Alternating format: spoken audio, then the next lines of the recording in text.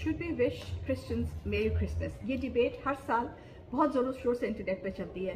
कुछ लोग बहुत डिटेल में कहते हैं जी हमें क्रिसमस विश नहीं करनी चाहिए, और कुछ कहते हैं जी करनी चाहिए। So let's discuss about this debate and the reality of Christmas without hurting anybody's sentiment. Let's just discuss few facts. Okay, what is Christmas? अस्सलाम वालेकुम, जर्मन परदेसी विद सोसाइटी टॉक्स। ये भी सोसाइटी टॉक्स है क्योंकि हमारी सोसाइटी में ये बहुत मैटर करता है। हमारे मुसलमान लोग वैसे तो अपने आप को बहुत मुसलमान कहते हैं और आशिक रसूल कहते हैं और सब कुछ कहते हैं, लेकिन आप देखिए कि पाकिस्तान में मुसलमान क्रिश्चियन से ज़्यादा क्रिसमस जो है वो सेलिब्रेट करते हैं। आजकल क्रिसमस ट्री लगते हैं लोगों के घर, गिफ्ट्स वगैरह दिए जाते हैं। जहाँ तक तो सवाल गिफ्ट देने लेने का है, वो तो आप कभी भी दे सकते हैं। इस्लाम में भी है कि तोहफे दो और तोहफे लो। नियत कि अमालो बिन्नी अल्लाह मालो बिन्नियात, नियत डिपेंड करती है कि आप किस नियत से तोहफा दे रहे हैं। क्रिसमस पे आते हैं। क्रिसमस जो है वो बेसिकली जो कॉन्सेप्ट है क्रिसमस का वो ये है कि हज़रत ईसा अलैहिस्सलाम की विलादत हुई थी 25 दिसंबर को। तो इस कॉन्सेप्ट को लेकर क्रिश्चियंस जो हैं वो क्रिसमस में ये सारा कुछ जो होता है, तोहफा तहाइफ दिए जाते हैं, लिए जाते हैं, खुशियाँ मनाई जाती हैं, सब कुछ होता है। ये इस वजह से होता है कि वो हज़रत ईसा अलैहिस्सलाम की बर्थडे को सेलिब्रेट करते हैं। हज़रत ईसा अलैहिस्सलाम को तो हम भी मानते हैं अपना रसूल, तो बर्थडे तो हम रसूल पाक सल्लल्लाहु अलैहि वसल्लम की भी करते हैं, बड़ी जोश खरोश से मनाते हैं। तो हज़रत ईसा की भी मना सकते हैं, उसमें क्या खराबी है? खराबी कुछ भी नहीं है। बात यह है कि हज़रत ईसा 25 दिसंबर को पैदा नहीं हुए थे, और ये बात जो सही क्रिश्चियन पढ़े लिखे लोग हैं वो भी जानते हैं। 25 दिसंबर को एक इनका रोमन जो थे रोमन्स, उनका एक गॉड था, उसका नाम था मित्रा या Mithra. He was suppose to be the mediator between god and human beings.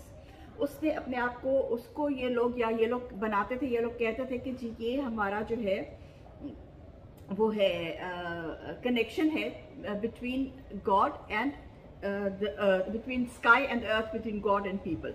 तो वो जो सन गॉड है, ही वॉज बॉर्न ऑन 25 दिसंबर। अब ये हुआ कैसे था ये मैं आपको आगे चल के बताती हूँ।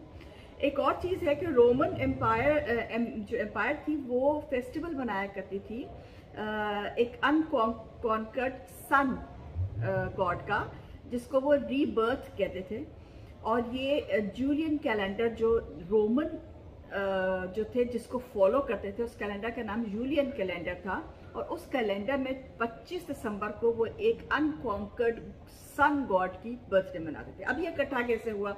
इकट्ठा ऐसे हुआ कि कॉन्स्टेंटीन ने जब टेक ओवर किया तो उसने देखा कि एक जो था वो रोमन जो थे वो आइसिस को बिलीव करते थे, वो उसको मानते थे।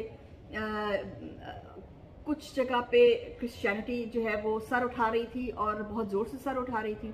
तो उसने बहुत चालाकी से पुराने रोमन रिलीजन और जो नई क्रिश्चियनिटी आ रही थी उसको मिक्स कर दिया। और उसने मिक्स किया था, उसने इज़नेक एक जगह है आजकल का मॉडर्न टर्की में, उसका इज़नेक जगह है, उस जगह पे उसने एक कंसील बुलाई थी जिसका नाम है कंसील ऑफ निकाया।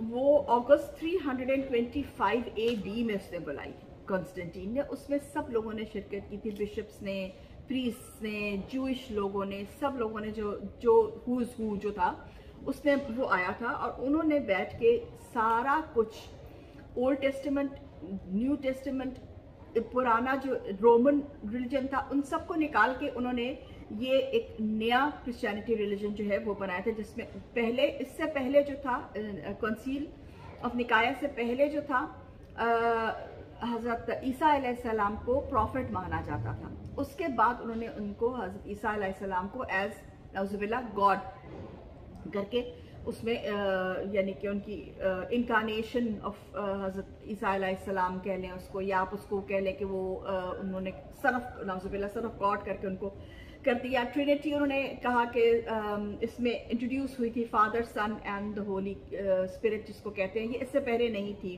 कंसील से, उस वक़्त नॉर्मल थी। अगर आप उससे पहले के जो पढ़ें बाइबल के जितने भी हैं, निकाल के पुराने जो चीज़ें हैं निकाल के पढ़ें, उसमें हज़रत ईसा अलैहिस्सलाम is mentioned as a human being. Easter इन्होंने डिसाइड किया था कब होगा, और वाइन क्रिसमस डिसाइड की कैसे होगी, और भी जितने भी सारा कुछ था वो कब किस दिन डेट्स फिक्स की किस दिन क्या होगा। अगर आप देख लीजिए ईस्टर, बेसिकली ईस्टर में जो ये अंडे आजकल तो पाकिस्तान में भी करते हैं, मुझे हैरत होती है कि या तो हम हमारे लोगों को अपने ही मज़हब का पता नहीं है तो दूसरों का मज़हब मनाने चले जाते हैं, समझ नहीं आती बात की। बहरहाल जिनका है उनको भी नहीं पता। यहाँ पे मेरी अक्सर क्रिश्चियंस के साथ इस बात पे डिस्कशन होती है। Nobody really honestly knows the meaning के ईस्टर का जो है वो रैबिट्स के साथ क्या ताल्लुक है और ईस्टर का आया के साथ क्या ताल्लुक है। बात एक्चुअली है कि ईस्टर जो है वो आता है अप्रैल में और उसका स्प्रिंग आनी शुरू होती है, जैसे हमारे बसंत मनाया करते थे तो स्प्रिंग आनी शुरू होती है और रैबिट्स जो है वो निकलना शुरू होते हैं अपने होल्स के साथ। बेसिकली बात यहाँ से आती है। इसका हजरत ईसा अलैहिस्सलाम के साथ कोई ताल्लुक नहीं है। ताल्लुक जो आता है वो ये है कि हजरत ईसा अलैहिस्सलाम की बर्थडे, हजरत ईसा अलैहिस्सलाम की सो कॉल्ड क्रूसिफिकेशन जो है वो अप्रैल में हुई थी, एंड ऑफ अप्रैल में हुई थी। और अगर आप लर्नेड क्रिश्चियंस से बात करें तो वो आपको ये बताएंगे कि ये असल में हजरत ईसा अलैहिस्सलाम की जो बर्थ है वो अप्रैल के एंड में है, अकॉर्डिंग टू द बुक्स या रियलिटी ऑफ द बुक्स।